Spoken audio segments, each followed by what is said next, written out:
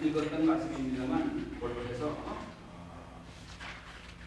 3장 21절 말씀 다시 한번 제가 읽습니다.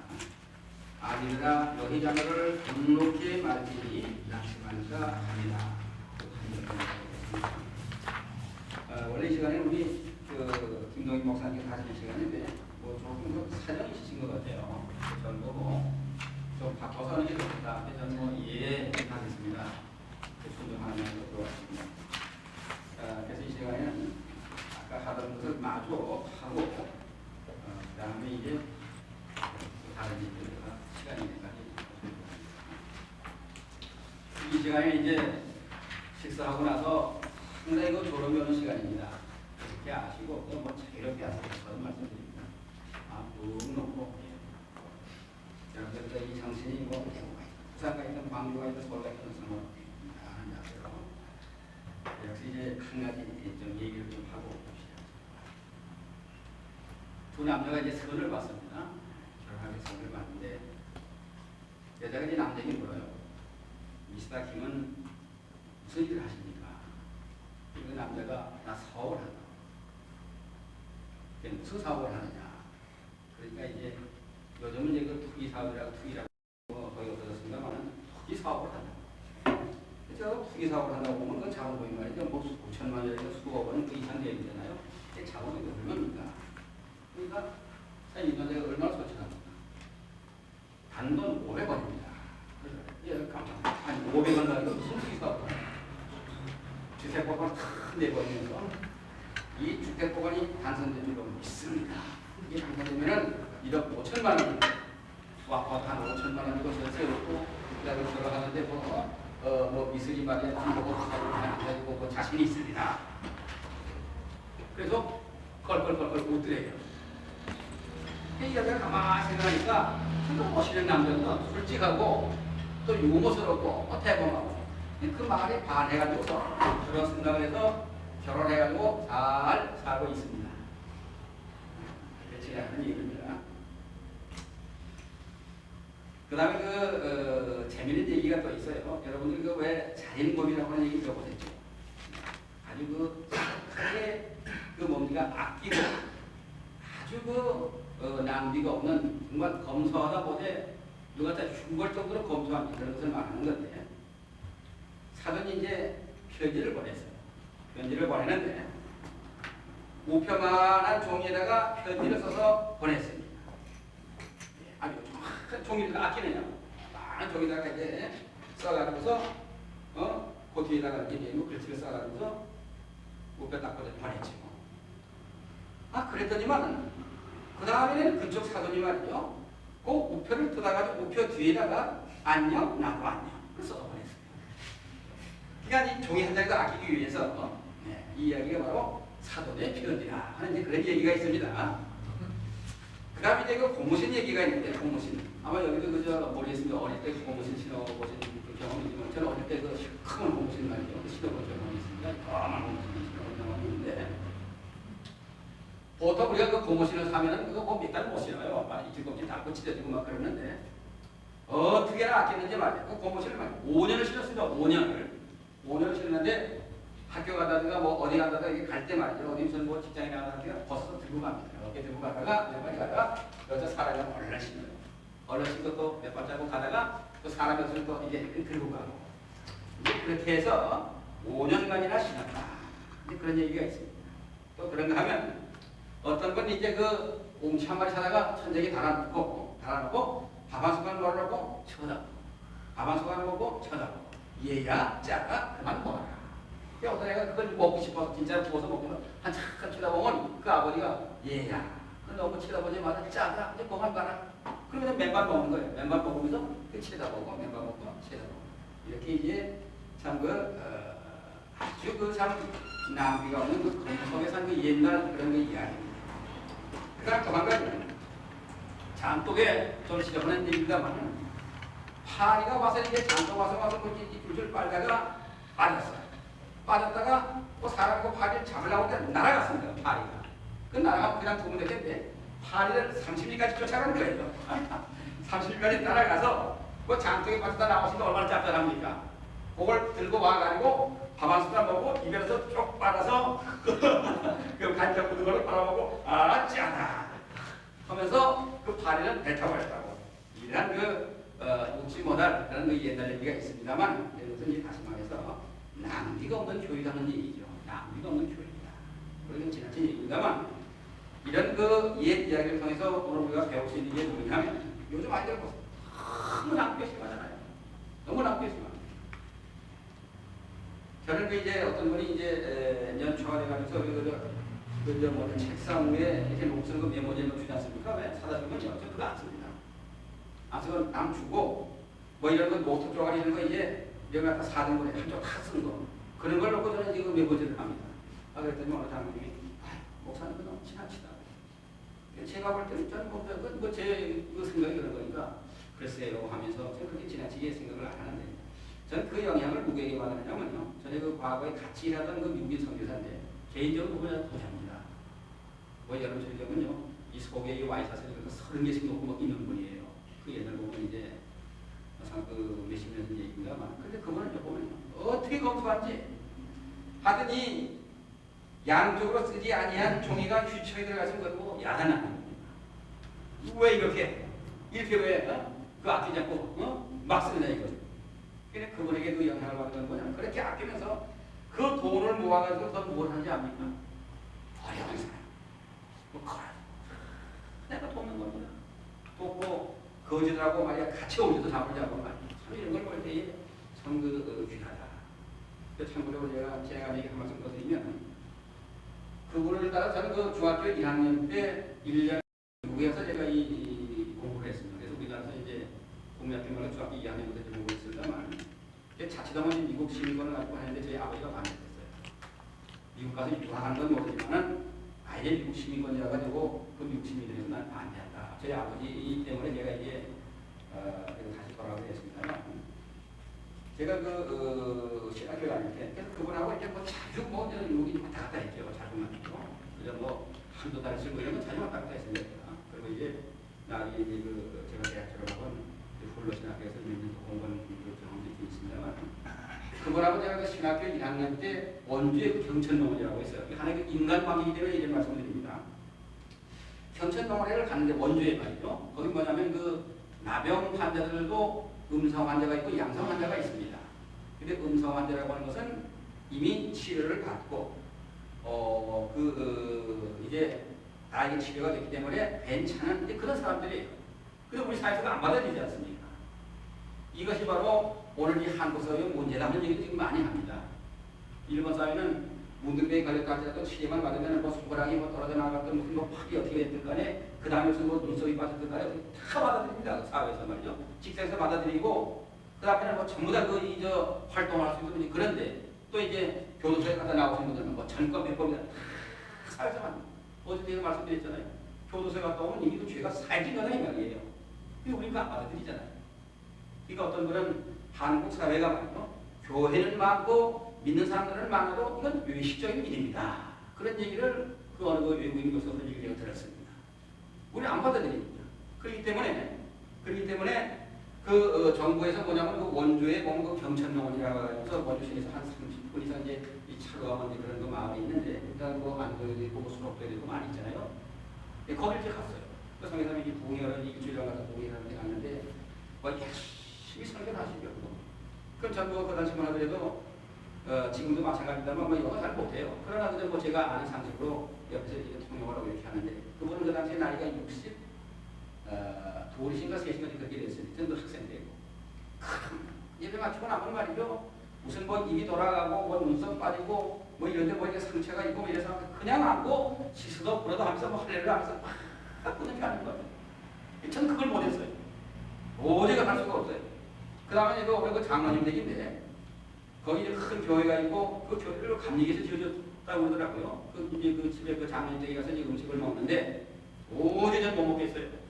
그 성교사님이 뭐 기도하고 나서 아멘 하고 그 음식을 못 드시는데 그때 그 여름에 뭐 국수도 하시고 무슨 뭐 이렇게 밥도 하고 뭐 이렇게 하시는데 그걸 잘 드시더라고요.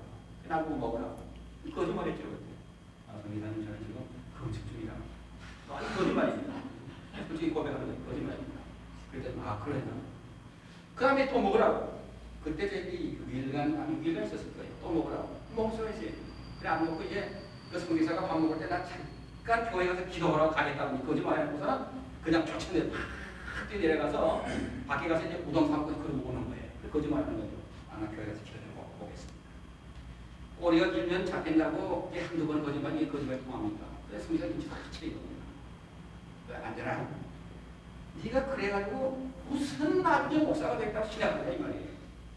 여기서 변화되지 않으면 너 신학에 쉬워라. 근데 제가 참 죄송합니다 해서 용서를 제가 구했죠. 그리고 이제 기도를 하고 주님 이 음식을 거짓없이 먹도록 도와주십시오. 먹고 나서 말이에요. 성경 앞에서 그 음식을 먹고 나서 밖에 나와가거든요.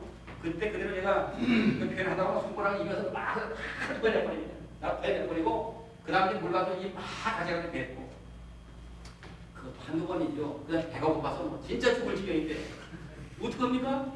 먹어야 8점씩 먹어야죠. 먹으면서도 속이 막 틀어지는 거 없고 막 구역질이 나는 거 없고 말이죠.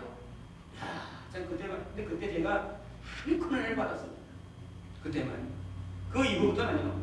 뭐 예를 들어서 하도 그 초원에서 전방에서 목회할 때 어느 집에 가면 이제 시커먼 바가지라가 이제 그 고구마 제대로 씻지 않고 흙이 묻은 그것도 고구마 있는 걸 그거 다 먹습니다.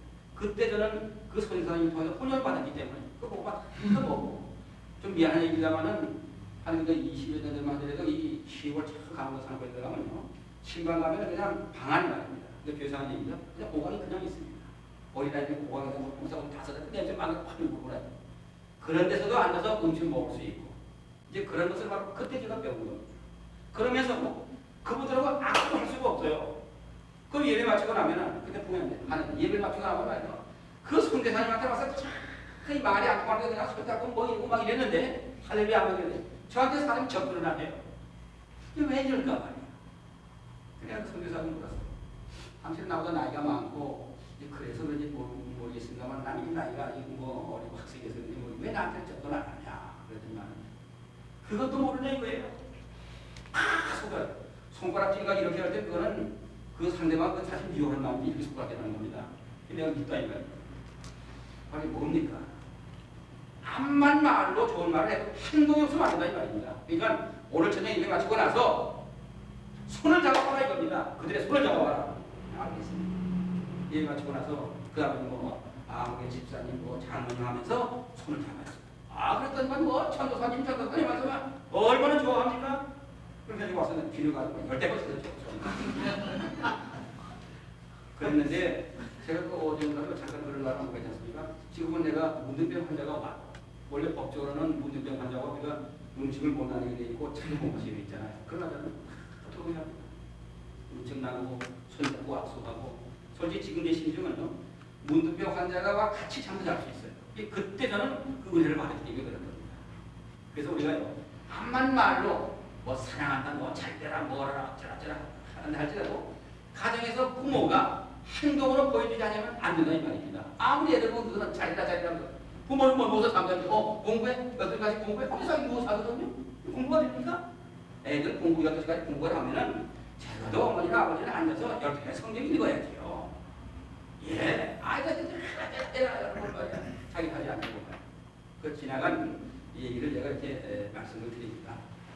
아까 제가 그 보상력이라고 하는 이제 그런 그 얘기를 하다가 이제 그 시간에서 이제 중단을 했는데 가정이나 학교, 회사도 다 마찬가지예요. 가정에서도 이 부모가 말이야, 야, 너 참 잘했다. 못한 거는 잘했다 할 수가 없는 거예요. 못한 건 놔두고 잘한 걸 가지고서 너 참 잘했다. 그 칭찬을 해야 돼. 점수가 떨어지면 그래. 너 영어는 잘했는데 수학은 좀 점수가 떨어졌구나. 무엇을 도와줄까? 이렇게 보상이 있어야 돼요. 학교에서 선생님들이요 학생들 칭찬을 많이 해야 돼요. 참 꾸짖고 뭐 하느냐 회사에서도 말이죠 그냥 사장이 말이야 그 부하 직원들 보고 나는 자기들 것들 그 자리에 뭐 하느냐 이렇게만 하면 안 된다 이 말이에요. 좀 잘한 거는 칭찬하고 좀 못한 거는 본인이 알잖아요. 그저 슬그머니 눈 감아주고 그래도 그게 될 건데 그냥 야단만 치고 이렇게 한다고 하면 오히려 역효과가 된다.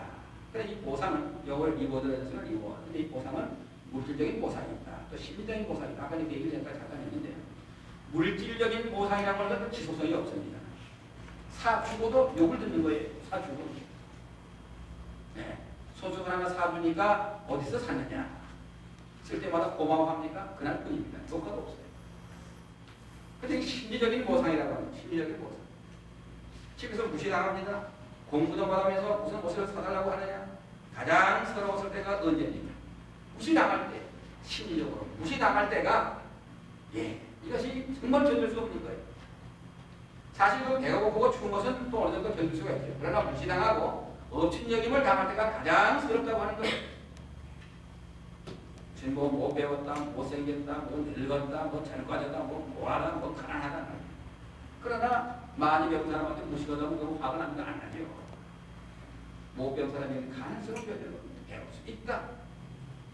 늙은 사람에게는 희망을 주는 거죠. 이런 얘기까지 할게 제가 하다가 이제 이렇게 얘기를 마쳤습니다만, 사실 우리가 학교에서 이렇게 글을 가르치는데 우리 그 오전도 그런 시간이 잠깐 남았죠. 사실은 가장 우수한 학생들이 교육대학에 들어가야 됩니다. 우수한 학생들이 교육대학에 들어가서 국민학교 선생님들이 대우를 받는, 또 교회에서는 유치부 선생님들, 또 이 아동부 선생님들이 대우를 받는 그런 교회가 사회가 되어야 되는 거예요. 네. 그렇기 때문에 정말 우리가 이 교회에서도 유치부 선생님들 또는 국민들 아동부 선생님들을 정말 대우를 잘해주고 그들을 칭찬할 수 있는 그런 그 교회가 되어야 되겠다 하는 이런 말씀을 아까도 제가 드린 것 같습니다. 이렇게 말씀을 드리면서 우리의 그 한국의 어머니는 어떻습니까? 뭐 아버지도 그렇습니다만 사실 정신이 없어요. 불안하죠. 네. 그런데 국민정신이라고 하는 것은 어머니 정신이고 나머지가 국민학교 선생님들의 정신이다. 이거를 오늘 우리 사회가 알아야 합니다. 어머니 정신과 국민학교 선생님의 정신이 바로 그 국민의 정신이다 이 말입니다. 그게 어머니와 이 국민학교 선생님들이 얼마나 책임이 중요합니까? 뭐 솔직히 말씀드렸어요. 저도 뭐 이 신학에 나가서 강의를 합니다만 대학의 교수님들은요 국민정신 창달자가 아닙니다. 그냥 지식만 전달하는 거예요. 어떻게 보면 가장 쉬운 직업이죠. 네. 근데 우리나라에서 보세요. 근데 여자나 요즘은 뭐 남자 이제 그 동덕시대가 되어 있습니다만은 그저 보면은 그저 여자나 교육대학에 가는 거다. 뭐 그렇게 생각을 해요. 이 얼마나 잘못됐어요. 이런 정신을 고쳐야 된다. 바로 어머니 정신이 그 나라 정신을 결정한다 하는 사실을 우리가 다시 한번 우리가 마음속에 새겨야 될 줄로 믿습니다. 근데 우리가 가정에서 또 한 가지 생각할 것은 뭐냐면 말이죠. 우리가 아까 제가 성경 말씀 읽었죠. 골로새서 3장 21절에 보면은 자녀들을 경록해 하지 말아라. 네. 경록해 하지 말아라 그랬죠. 이게 무슨 얘기입니까? 화를 내지 않도록 잘 키워라 이 말이죠. 그 중동에 가면 날씨가 무지 덥잖아요. 근데 그늘은 시원합니다. 나무 그늘은요. 그러면 그 그늘에서 이제 이 뭡니까? 이 그래 그러니까 그물 많은 것이 이렇게 나가면서 저쪽 나무고 저 나무 연결하고 그 아이를 놓고 이렇게 흔들어 줍니다. 그네를 타도록 이렇게 하면서 그 아이가 기분 좋아서 잠들게 하는 거예요. 근데 어머니가 화가 나면요 막 흔들거든요. 막. 그럼 어머니가 기분 좋을 때는 아주 살며시 잘 이렇게 흔들어 줍니다. 그래서 그 아이를 잠들게 하는 거예요. 바로 이렇게 잘 흔들어서 편안하게 잠들게 할 수 있는 그러한 부모가 돼야 된다. 그러면서 부모의 역할이라고 하는 것은 바로 상을 주는 것이다. 칭찬하는 것, 그 다음에 이제 위로해 주는 것. 그러나 잘못된 것은 물론 우리가 지적을 해야 되겠죠. 그러니까 우리가 벌을 줄 때도 분명하게 가르치는 거예요. 분명하게. 이건 옳다 그러다. 근데 좀 잘못하면 말이죠. 나가라, 보기 싫다, 친절한 거로 죽어라, 이런 말까지 하는데 참 이것은 잘못된 얘기죠. 그래서 골로새서 3장 21절 그 이제 가운데 하반절에 보면은 낙심할까 하노라 하는 말씀이 있어요. 낙심할까 하노라. 너무 경록히 하면은 낙심한다 이 말이죠. 뭐 욕을 한다든가 뭐 지나치게 이렇게 하면은 이제 화가 나고 또 낙심하게 된다. 그래서 그렇게 우리가 키워서는 안 된다고 하는 것입니다. 이제 그러기 위해서는 말이죠. 그러기 위해서는 우리가 가정에서 부부간에 좀 더 다정한 대화가 오고 가야 되는데 이게 남편이 이제 예를 들어 말씀드립니다. 어디 가서 이제 강의를 하고 왔어요. 그러면 이제 강의를 하고 온 남편에게 부인이 오늘 무슨 내용으로 강의를 하셨습니까? 그러면 말이죠. 그걸 참 차근차근 얘기해 주면 되는데 간단하게 남편이 하는 말이 말하면 뭐래? 뭐 내가 알 수 있어? 공부도 제대로 못한 사람이면 커피나 줘. 그러면요? 완전히 아내가 무시당한다 이 말이에요. 저도 이제 어디 나가서 먹어본 집사님이 뭐예요. 그래서 저도 솔직히 전에는 말이죠. 저는 뭐 67년도부터 제가 이 강단에 섰었다고 했죠. 67년도부터 제가 이제 고등학교 이제 이 교육대에서 이제 강의를 그래서 보면 뭐 인격지도 교육도 많고 그다음에 이 뭡니까 이 방학 때가 되면 뭐 유치원 선생님들 그다음에 뭐 국민학교 선생님들 그 뭐 이 초빙 강의 그런 거 많이 하고 그다음에 뭐 이 각 정부기관에 다니면서 그 청소년들 사고 예방 뭐 그런 제목으로 강의도 많이 하고 이렇게 들어오면 말이죠. 정리하고 오늘 가서 무슨 내용을 얘기했느냐. 그 사람들이 피곤한데 귀찮거든요. 그거 얘기하고 나중에 뭐 알아? 그렇게 사정이 있었어요. 그건 옛날 얘기. 지금은 이제 안 되는 지금은 안 되는데. 네가 뭐 알아? 공부한 사람이야. 그러면은 그 아내가 경록이 되는 거죠. 그걸 그 아이가 다 봅니다. 아빠가 엄마를 사랑 안 한다. 그런가 보다. 머릿속에 들어가는 거죠. 그 이야기를 나중에 커서 장가 가는데 부인이 물어보고 그렇게 되는 겁니다, 이게. 네, 그렇게 되지 말라, 이 말이에요. 근데 이제 아내가 커피를 타가지고 왔습니다. 그 커피 맛이 어떻겠어요? 뻔한 얘기죠. 쓰고 맛이 없습니다. 설탕도 제대로 안 가고 그냥 말이야, 뭐 이거 왜 마음이 불쾌하니까. 아니 남편한테 저보다 자식들 앞에서 말이야 집을 나왔는데 그 여자가 그래 커피를 갖다 제대로 타올 리가 있어요. 물론 믿음이 있고 아주 그런 여자 같으면 그래도 제대로 타고 있어. 인간의 그 본능이라고 하면 그렇지 않습니다. 혹시나 참 얼마나 배웠다. 고맙다. 속으로 그런 마음을 갖는 건데 인간 심리가 그런 거예요. 아주 쓰게 마다 그렇게 타갔다. 그러나 적어도 남편이 말이에요. 여보, 내가 그저 간단하게 얘기한다. 오늘 내가 세 가지 내용으로 얘기를 했는데 믿음, 소망, 사랑 이 세 가지 내용으로 얘기를 했다. 믿음은 이런 거고 소망은 이런 거고 사랑은 이런 거다. 그런데 당신 생각은 어떻소? 부인을 인정하는 얘기. 그럼 부인이 그래요. 참 잘하세요. 그럼 또 부인이 생각하고 부인이 그렇게 한다고 얘기를 했어요. 그런데 왜 여기서 중요한 것은 우리 그 남편 되시는 분들이 말이죠. 자기 아내가 참 그 어디 나가서 듣고 와서 이렇게 자료를 갖다 놓고 충분한 얘기를 전적으로 받아들여야 하는 겁니다. 그 어느 목사님이 이름은 생각이 안 나는데 아내가 그렇게 밖에 나가서 듣고 온 것을 참고를 해가지고 설교를 하니까 통계를 해보니까 말이요 훨씬 교인들이 반응이 좋대요. 그 대개 보면 우리 그 목사님들은 그걸 거절하잖아요. 뭘 한다고 말이야 속으로만 여자를 없인 얘기면서 참고를 안 하려고 하지 않습니까? 그래서는 안 한다 이 말이에요. 참고하라 이 말이에요. 그러면서 부인을 인정하라. 이것이 바로 심리적인 보상이라고 하는 겁니다. 예, 이게 심리적인 남편들도 마찬가지고 아내들도 마찬가지고 서로가 심리적으로 보상해 줄 수 있는 것. 이와 같은 심리적인 보상이 있어야 된다. 다시 말해서 인정하고 칭찬하고 참된 대화. 그다음 질문에 답할 수 있는 것. 이것이 바로 심리적인 보상이라고 하는 겁니다.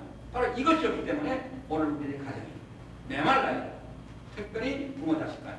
여기 뭐 우리 아버지 되시는 분들 우리 한번 속으로 한번 생각해 보세요. 하루 몇 시간 동안이나 부인과 대화를 나누고 그 다음에 자녀들과 대화를 나누냐 이 말이에요. 거의 없죠. 제가 어디 가서 그걸 물어보니까 어떤 분은 10분 한다고 어떤 사람은 아예 없다고 그러고 어떤 분은 뭐 1시간쯤 한다고 그러고 전혀 없어요. 되게 보면 뭐 혹시 그 직장에 나가시는 분들 직장에 나갔다 와서 거의 밥 먹고 텔레비전 보고 신문 보고 얼굴 보고 자고 무슨 대화를 합니까? 이런 아이들이 뭐 텔레비전 보면서 아빠 이거 뭐야 고기 먹거든 그래 그거는 뭐 아무 소용 없는 거야. 진지하게 이 얘기를 주고받는 거예요. 아빠는 뭐 교회 나가는데 이렇고 직장에 나가는데 이렇고 그런데 뭐 너는 어떤 아빠는 뭐 학교 가는데 뭐 이렇고 서로 진지한 대화가 이게 바로 정보 교환이고 또 나아가서는 뭐냐면은 그 정보를 통해서 서로가 지식을 얻는 거예요. 이런 대화가 우리 한국은 아주 메말라 있다는 말씀입니다. 아이가 하기 말에 통지표를 가지고 왔는데 자기 학급에서 40등을 했어요. 어머니가 밥 먹여주고 용돈 주고 책 사주는데 왜 이 모양이야? 남들은 1등만 하는데 너는 점점 왜 이 모양이냐? 그러니까 어떻게 됩니까? 사기가 또 떨어지는 거죠. 그런데 지난번보다 영어는 잘했구나. 너 유학할 수 있어. 너 지난번보다 체육 점수가 올라가네. 사람은 전체가 건강해야지. 그렇게 말한다고 하면 그 아이가 힘을 얻는 거. 수학, 과학은 시간이 없었나 보다. 그러니까 좀 떨어졌구만. 아니 엄마가 관심이 없었는 것 같구나. 그래 어떻게 해줄까? 우리 같이 노력해보자. 같이 기도해보자. 너 잘할 수 있어. 엄마 아빠도 어릴 때 공부를 잘했어. 넌 가능성이 있는 아이야. 이것이 바로 심리적인 보상이에요. 이래서 제가 두 메시지라고 했죠. 상담수로서는 두 메시지다. 근데 이런 가정이 돼야 한다 하는 거. 두 메시지. 그래 안 된다는 것은 돈 메시지다. 더 나아가서 우리는 여러분들 스트로크라고 하는 얘기를 봤죠. 스트로크라고 하는 얘기를 이제 영어 그대로 뭐 가면은 이제 그게 과거가 되죠. 스트라이크의 과거. 스트라이크, 스트로크 그렇죠. 근데 이제 뭐 일격을 가하다 보니 그렇게 돼 있으냐면 상담적인 수로는 뭐냐면 애적을 듬뿍 주는 그 같은 말과 그런 행위를 말하는 겁니다. 그런 것을 이제 스트로크라고 말하는 건데 이 두 메시지라고 하는 것은 바로 이 스트로크라고 하는 여기에 포함되는 말입니다.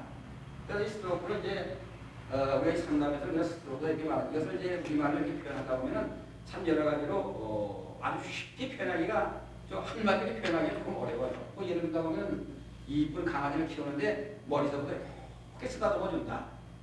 그 다음에 아이가 참 귀엽다. 입으로만 귀여운 게 아니라 마음으로부터 우러나오는 그 사랑하는 그 귀여운 마음으로 그래서 머리를 이렇게 쓰다듬어주고 그걸 이렇게 쓰다듬어준다. 그 다음에 이제 그 산에 가서 이렇게 들어보면은 시냇물 소리가 흘러내려가는데 그 시냇물 소리를 통해서 복잡한 걸 다 잊어버리고 참 그 편안한 마음을 찾았다. 그 다음에 이제 바람이 부니까 무슨 풀잎이 이렇게 서로 이렇게 부딪혀가지고서 아주 아름다운 소리를 낸다. 뭐 이런 거. 그 다음 우리가 이제 영적인 면을 말한다고 하면 자기가 기도하는 가운데에 아주 그 은혜 속에 깊이 빠져서 무슨 복잡한 걸 잃어버리고 정말 아주 편안한 마음을 찾게 됩니다. 또 어떤 분은 그래요. 이렇게 이제 길을 가다가 보면은 그 이제 어떤 여자가 그렇게 진행하는데 그 화장 냄새가 나지 않습니까? 근데 그 화장 냄새가 아주 좋더라 이 말입니다. 너무너무 그 냄새가 좋아서 그 진행하는 사람 한번 더 이렇게 쳐다봐. 그리고 그 아름다운 냄새를 맡는 순간. 뭐 이런 것이 스트로크가 이제 그렇게 이제 표현을 해요. 그런데 넌 스트로크라고 하면 뭡니까? 반대로. 아무리 내가 귀엽고 사랑하는 강아지랄지라도 꼬리서부터 이렇게 반대로 한번 여러분들 문질러 보시면 아무도 모르려고 합니다. 아이들도 이쁘다 얼마나 좋아요. 그래요. 또 이쁘다고 표현해요. 제가 전에 이 공부를 하면서 저희 집에서 한번 그래봤어요. 저희 집에서 당신 참 아름다워. 그래서 내가 2,400명이 당신을 골랐지. 내가 모습이가 좋아하더라고요. 그러면서 이 머리를 말이요. 이렇게 하다가 여기서 깎으로 이렇게 가. 이가? 그래서 그냥 네. 바로 그런 거는 너스도 사람도 마찬가지예요. 그래서 보상할 수 있는 정말 위로하고 칭찬하고 이런 거보다는 오히려 말이죠. 더 그 모양이야 말이에요. 보면은 기분 나쁘다 이 말이에요. 그래서 우리 가정에서 항상 보상할 수 있는 그런 마음이 오고 가자. 좋은 대화는 많이 하고 나쁜 대화는 그런 얘기를 제가 어저께도 말씀을 드린 것 같습니다. 그러니까 우리가 특히 그 성경 가운데서 보면요. 우리가 골로새서 3장 18절하고 에베소서 5장 22절에 보면요. 아내들이여 남편에게 복종하라. 아내가 먼저 나오거든요. 성경이라고 하는 것은 법과 질서의 최고의 책입니다. 법과 질서의 최고의 책이 바로 성경이다 하는 겁니다. 제가 이 말씀도 잠시 제가 언급한 걸로 생각이 나는데 아내들이여 복종하라고 하는 것은 남자는 복종이 필요한 문제다. 그런 말을 제가 드렸습니다. 그런데 아내들이여라고 하는 것은 부인이 선행적인 애정을 가져야 남자가 성공한다 이 말입니다. 다시 말해서 모성적인 사랑을 남편에게 주라 이 말이에요. 네, 모성적인 사랑을 남편에게 주어라. 그런 말씀을 제가 여러분에게 드렸습니다. 그런가 하면 또 이제 우리가 골로새서 3장 19절이라든가 에베소서 5장 25절에 보면은 남편들이요 아내 사랑하는 누구게 나오잖아요. 이거 성경은 복과 질서지. 좀 마음에 덜 드는 그 아내를 할지라도 만나면은 그 여자의 마음을 참 이렇게 어루만져서 모성의 여자들로 바꿔주라 이 말입니다. 네, 큰 아들 녹색을 해야 된다. 이런 얘기도 제가 말씀을 드린 것 같습니다. 그래서 성경에 보면은 아내들이가 먼저 나오고 또 그 다음에 보면 남편들이 이게 다 법과 질서의 책으로서 우리가 그렇게만 한다고 하면은 정말 모든 가정은 아주 참 좋고 아름다운 행복된 가정이 될 수 있다 하는 얘기. 이렇게 말씀을 드리면서 우리 그 아버지도 마찬가지고 그 뭡니까 가정에서 그 어머니도 마찬가지고 뭐 회사에서 물론 뭐 사장이라든가 그런 교회에서 목사님도 다 마찬가지입니다. 이 오전에 하던 이 말씀에 지금 마지막 얘기가 되겠습니다만 인격적인 경망이 있어야 되는 거예요. 인격적인 경망. 행복한 사람이 누굽니까? 행복한 사람이 누구냐? 네. 행복한 사람이라고 하는 것은 제자가 저는 아무개 선생님의 제자입니다. 라고 하면은 그 선생님은 행복한 사람이다 이 말이에요. 그 지난번에 얼마 전에 한 달 며칠 전, 한 5달 며칠 됩니까? 그 한국에 보면 왜 우리 KAPC라고 해가지고 왜 한국 목회 상담 협회라고 있죠. 그 모임에 갔습니다. 그 가서 보니까 이제 여러분 다 박건원 목사님 아실 거예요. 한신대학의 교수님 박건원 목사님. 제가 그분에게도 제가 하나 정도 배웠습니다. 근데 그분이 입고 오시니까 제가 큰 절을 하고 나중에 저를 소개하면서 내가 이렇게 큰 절을 했는지 아느냐. 그 우리 박건원 이 목사님 바로 저를 가르쳐주신 선생님입니다. 그렇게 제가 얘기를 하면서 제 소개를 했어요. 그래서 박건원 목사님 일어나서 그분이 그 회장입니다. 한국 이 목회상협회 회장이십니다. 그분이 하시는 말씀이 나에게 배운 그 제자 가운데서 참 이런 사람이 있다 하면서 아주 흐뭇한 생각을 하시더라고요. 제가 이 얘기를 왜 드리냐면요. 우리가 참 여러 선생님을 통해서 공부를 했는데 저는 아무개 선생님입니다. 그 아무개 선생님이라고 하는 그 말을 자신있게 할 수 있을 때에 그 선생님은 바로 행복한 선생님이다 이 말입니다. 저희 회사 사장은 누구입니다. 뭐 저희 교회 목사님은 누구입니다. 그러니까 자신있게 말하면 그 교회 목사님이나 그 회사의 사장님은 행복한 분이다 이 말이에요. 그 미국이라고 하는 나라는 보면은 이력서나 원서를 쓸 때에 조회자 이름을 쓰죠. 우리나라도 뭐 간혹하게 있는 것 같은 무슨 뭐 보증이나 뭐 그런 거 씁니다. 조회자 이름을 씁니다. 다시 말해서 자신에 대해서 자신있게 이야기할 수 있는 사람 이름을 쓴다 이 말이에요. 그러니까 우리가 근데 상고밖에 가다 보면 뭐 예를 들어서 뭐 석사과정 가지고 박사과정 갈 때는 그 논문 지도한 사람이 누구냐 그 지도교수 이름을 쓰지 않습니까? 이 바로 그런 겁니다. 조회자 이름을 쓰는 겁니다. 근데 우리가 조회자의 그 이름을 쓸 때 그분이 덕망이 되는 분 같으면 뭐 떳떳하게 쓸 수가 있는 거죠. 저도 이제 이렇게 보면 과거에 이제 제가 그 같은 부대에서 그 모시던 지휘관 가운데 이렇게 보면은요 교도소 들어가 있는 것도 있죠. 교도소에 그 이름 제가 안 되겠어요. 그러면요 쭉 얘기하다가 그분의 이름은 뺍니다. 왜? 전 목사하고 뭐 같이 있던 그 지휘관이 뭐 병이 몇 개인데 그 사람이 교도소 들어가 있대. 그거 좀 어떻게 알아요? 그런 분들 이름은 사실 그 대기가 좀 떠들지는 못해요. 그러나 이제 그렇지 아니하고 지금 뭐 사회사를 떳떳하게 국회의원이 되고 뭐 일하고 이런 사람들 이름은 뭐 떳떳하게 될 수 있어요. 우리가 덕망이 있어야 된다. 이제 아들이 어느 모임에서 아무개 어른이 내 아버지입니다. 자신있게 말할 수 있어야 된다 이 말이에요. 우리 아버지는 믿음도 좋고 실력도 있고 보상력이 있다. 그렇게 인정이 돼야 된다 이 말이에요. 그렇다고 해서 무슨 꼭 그 아버지가 뭐 실력이 되고 사회적으로 무슨 뭐 아주 높은 지위에 있고 그런 얘기만은 절대로 아니에요. 자기 자녀들에게 정말 우리 아버지는 훌륭한 분이다. 인격적으로. 그런 인정을 받아야 된다고 하는 것입니다. 우리가 신방을 가서도 그렇잖아요. 신방을 가서도 그 집에 그 어른들의 이름과 아이들 이름을 다 알고 기도할 이름을 다 불러주면 얼마나 좋습니까? 그러면은 그 교인이 말이죠. 우리 목사님은 우리 집 아이들 이름까지 다 알고 참 훌륭한 분이야. 근데 떳떳하게 얘기할 거예요. 저는 지금은 뭐 저는 그 적은 교회에 있습니다만 그렇기 때문에 뭐 어른들 이름, 애들 이름까지 다 알아요. 처음에 그 교회 와서 아이들 이름 모를 때가 어떻게 합니까? 저희 집사람 꼭 데리고 다니죠. 처음에 데리고 다니면서 가서 읽고 잘 모르거든요. 그러면 이제 이렇게 저희 집사람이 이쪽 앉았으면 이렇게 보고 눈을 깜빡합니다. 그러면 서로가 신경을 오고 하는 거예요. 이 집의 이름을 모르는구나. 그러면 이제 얼른 이제 그 몰아가면서 이름을 다 합쳐가지고 이 필요할 때 앞에 다 갖다 놔요. 그럼 그 이름 먹고 이제 이 가정에 뭐 아들 누구 몇 학년인데 그러고 나면은 그 집에 이제 그 나이 드신 목사님 목사님은 머리도 좋으시고 어떻게 우리 아이들 이제까지 다 천행이시는 목사님들 와도 뭐 애 이름도 몰라서 애 이름도 못 불러도 기도도 못했는데 우리 목사님이 죽여봐야 죽여볼 못 죽여봅니까? 집사니까 썰어서 보고 커닝하면 돼요. 그러나 그렇게 하다 보니까 그 이름을 다 알게 되는 거예요. 네. 그럴 때에 그 조그만 거지만은 그 교인, 그 가정에서는 우리 목사님이 참 덕망이 있다. 우리 가정까지 다 이렇게 기억하고 있구나. 이러한 부모가 된다는 얘기입니다. 만약에 그 회사의 사장이 말이죠. 어느 그 부장이나 과장이 이렇게 많은데 이름을 모른다. 당신 이름이 뭐지? 했다고 합시다. 그러면은 그분이 나와서 말이죠. 그 사장 말이야. 어젯밤에 술에 잔뜩 취해서 길바닥에 엎드렸었대. 그렇게 돼버리는 거예요. 내 이름도 모르고 하면서. 그러나 참 아무개 부장이 시점에서 그 이름을 부른다고 하면요. 설사 그 사장이 술에 취해서 길바닥에 엎드렸다 할지라도 그런 말을 안 합니다. 네. 부모의 인격과 모든 행동은 자녀들이 너무나 잘 알고 있습니다. 너무나 잘 알고 있어요.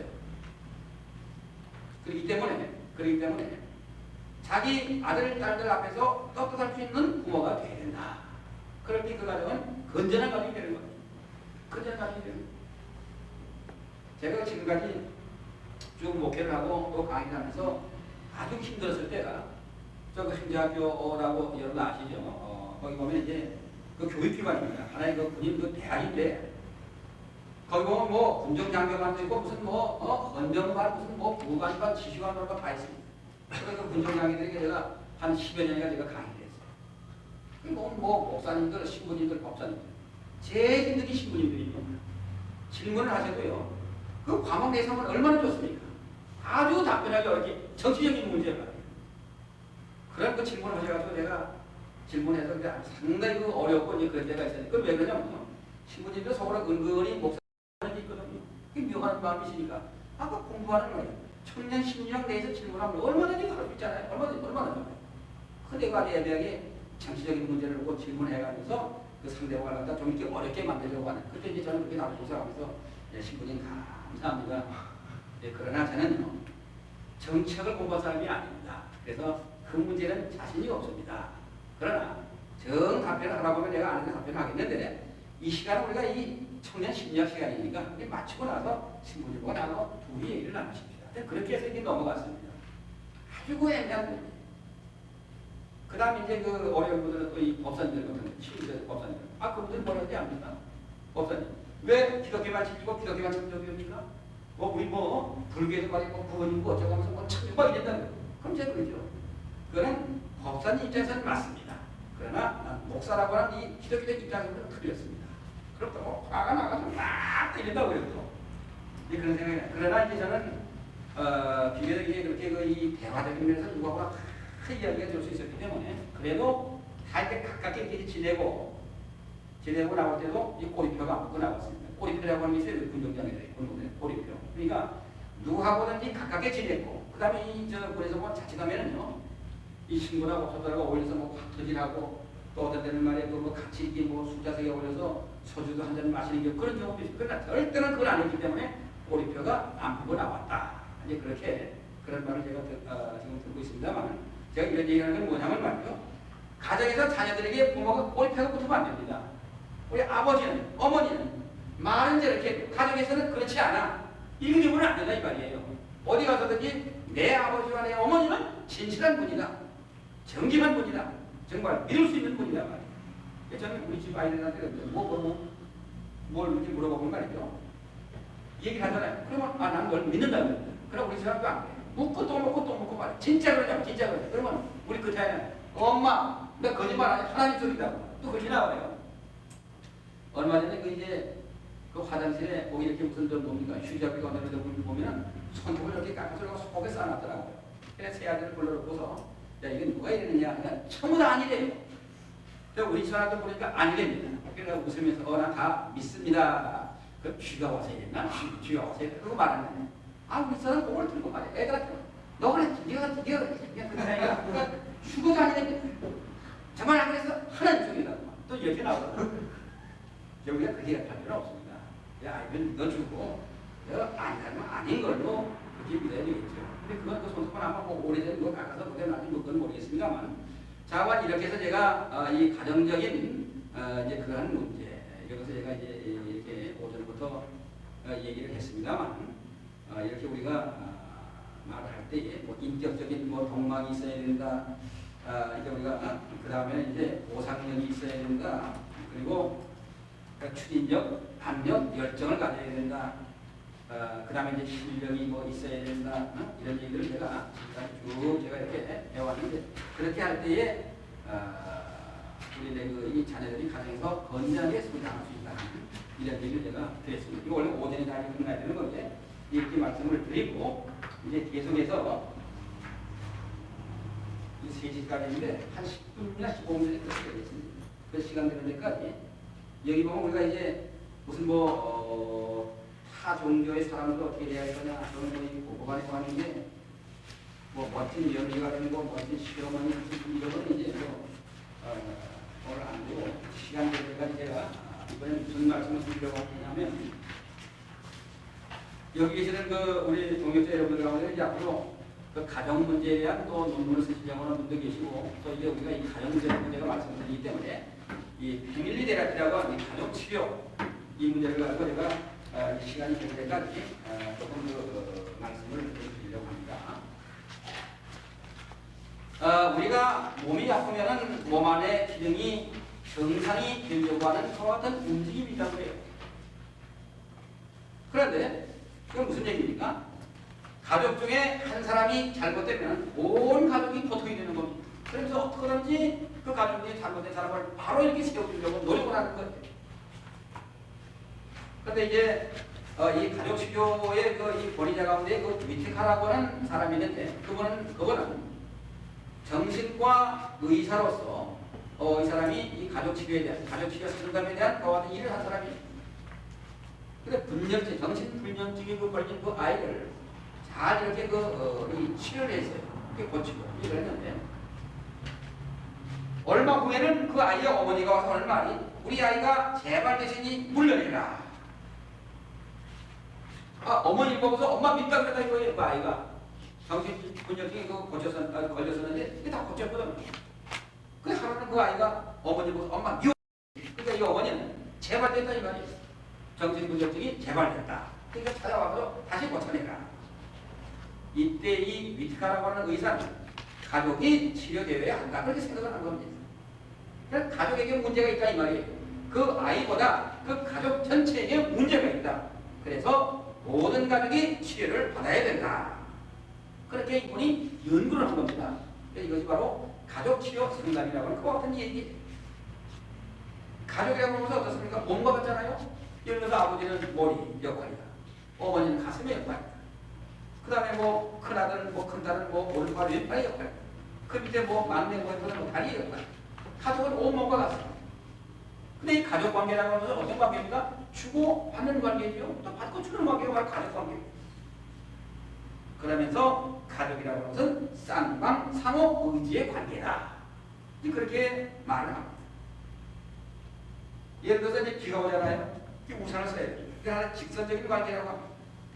가족이 모두 개입해서 치료를 해야 문제가 해결이 된다. 비가 오면 우산을 쓰면 비를 안 맞는 거죠. 그와 마찬가지로 어떤 문제가 있다. 그러니까 우산이라고 하는 것은 비가 안 맞도록 그 사람의 몸을 다 감싸주는 겁니다. 또 왜 오일을 입죠? 추우면 옷을 뜨뜻하게 입죠. 네. 이렇게 그 가정이 어떤 문제가 있을 때는 온 가족이 합심해서 그 문제에 대해서 우리가 노력하고 할 때 해결할 수가 있다. 그런데 이 가족치료 상담이라고 하는 것은 1950년대부터 이 위트카라고 하는 사람이 시작을 했다고 합니다. 정신분열자가 이제 생기게 되고 그렇게 되니까 그 정신분열자가 이 언어적인 면으로 또 이렇게 장애가 오고 그래서 이것을 이제 분석하기 시작했는데 이때부터 이제 시작했다. 그렇게 말을 해요. 그러면서 이 의사들이 서로가 이제 또 모여서 말이죠. 그 관계에 속한 의사들이 모여서 여러 가지로 연구를 하고 그렇게 했는데 아이와 어머니의 밀착 관계에서부터 이제 그것을 연구했다고 합니다.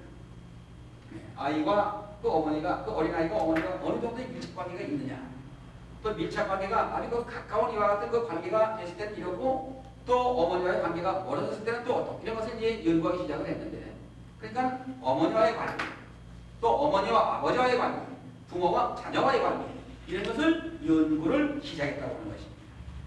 근데 보니까 언어적인 면이나 또는 그 이 성장하는 면에 있어서 상당히 일치하지 않더라 이 말이에요.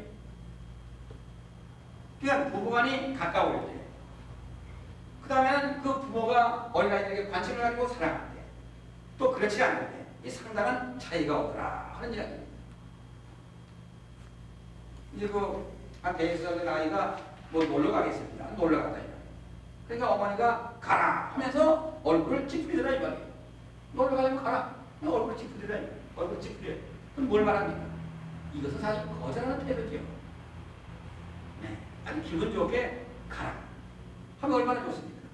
가라고 하면서 얼굴을 찌푸린다고 하는 게 무슨 얘기냐면요. 속으로는 부정하면서 겉으로만 긍정하는 겁니다. 그래서 우리가 심리학에서 보면요. 긍정적인 긍정, 부정적인 부정, 부정적인 긍정, 긍정적인 부정 이 네 가지를 합니다.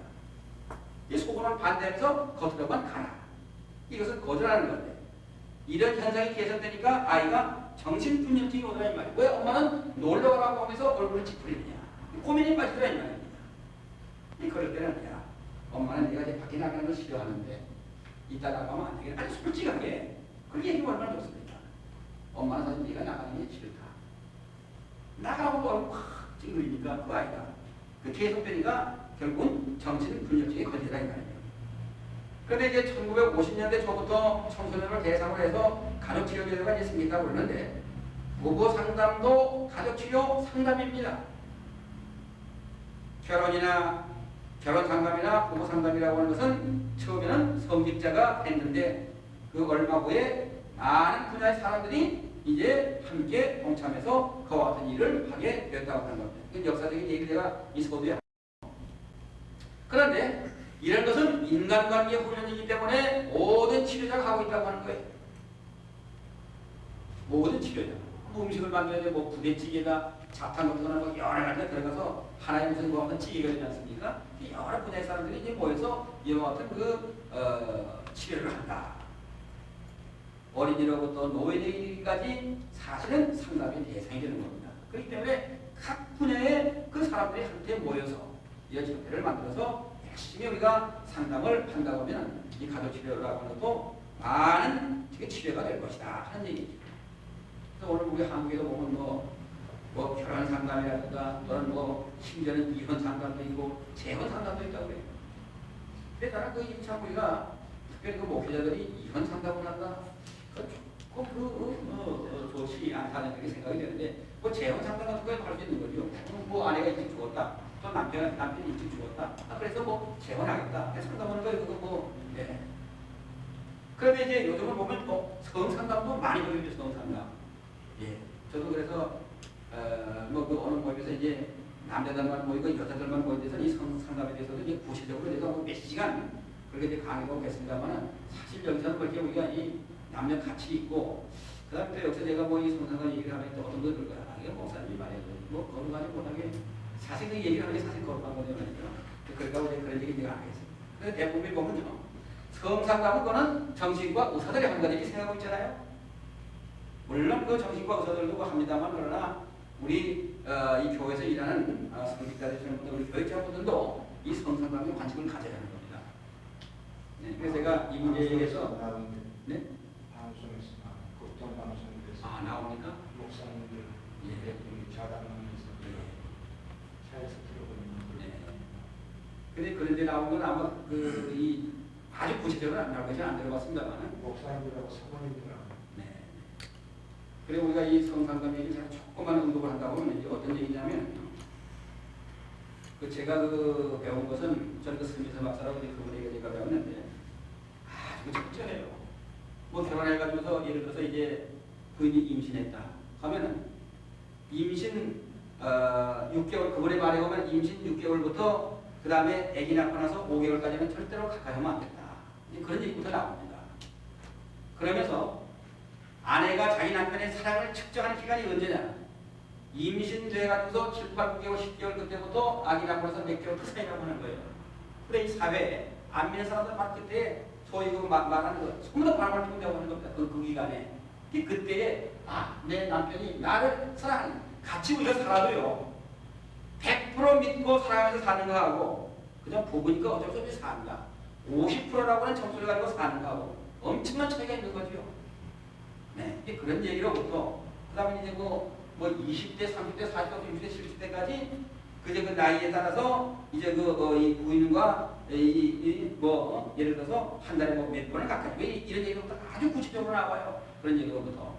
근데 그런 얘기를 여기서 하기가 그런 얘기는 안 나올 거예요 방송에. 그렇게 가는 거죠. 그리고 나와요 목사님. 그것도 나와요. 왜냐하면 부목사님들끼리 이렇게 한 3분, 가정을 해가지고 부부간입니다. 거기에 침탐하게 그 이야기를 하네요. 그렇게 했어요. 그 메시라고 그게. 근데 시간을 그러니까 그런 것을 한번 들으셔야 됩니다. 들어가지고서 우리가 가르쳐야 돼요 아이들에게. 좀 미안한 얘기입니다만은 우리나라에서 그렇잖아요. 예를 들어서 이 어린아이들이 말이죠. 여러분들 양해해 보시기 바랍니다. 저도 사실 국민학교 3, 4학년 때까지만 그리던 6학년 때까지는 그렇게 생각을 했습니다. 아기를 어디로 어떻게 낳습니까? 그러면 말이에요. 입으로 토했다든가 화장실에서 낳다든가 이런 식으로 가르치잖아요. 그러지 말고 이스라엘 사람들은요 성경을 놓고서 이제 본 나이에 따라서 아담과 하와가 사랑해서 아기를 낳으면 본 나이에만 척척이 같이 나간대요. 그러니까 이 성적인 면으로 이 청소년 범죄라고 하는 것이 없됩니다. 그리고 제가 공부하기로는요 이스라엘 계통의 이 여자들은 자궁함이 없다고 했습니다. 자궁함이 좀 다른 얘기입니다만 자궁함이 없답니다. 자궁함이. 왜 그러냐? 할례를 받는다. 그런 이유도 있겠습니다만은 우리가 성경 10계명 가운데 보면 가늠하지 말라고 그랬잖아요.